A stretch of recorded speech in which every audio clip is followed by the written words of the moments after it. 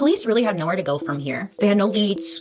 They had a very mysterious body. And so what they decided to do was contact the woman who called 911. Maybe she saw something, you know, gotta start somewhere. So it would be about a week until police were able to locate the 911 caller, who was a woman named Miss Bersinger. Miss Bersinger said that she was out for a walk with her young daughter, and they were going to the shoe store. You know, they're walking, they're minding their own business, and she saw what seemed to be a body lying in the grass. At first, she thought the body was fake, okay, because it was extremely pale. It looked like a mannequin, but it scared her enough that she went to the nearest house and she asked if she could borrow the phone, and she called 911.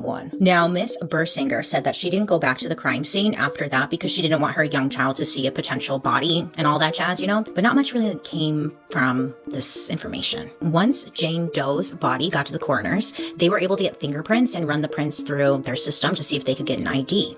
And luckily enough, they got a hit, and they were able to ID the body as Elizabeth Short. So based off of this information, the police were able to locate Elizabeth's father, Cleo. So police go out to his home, and I feel like this is every parent's worst nightmare, police showing up to inform you that your child was murdered and cut in half and all that stuff, you know. I don't think they tell you that, which is probably for the better. I don't know. I mean, that's just, in my mind, every parent's worst nightmare, but according to Cleo, not his. When police showed up, Cleo answered the door just wasted. He was wasted and angry. So police tell Cleo that they found his daughter's body, and Cleo said that he really didn't give a rat's ass that his daughter was murdered and found, and he didn't want to go down to the coroner's office to even identify her body.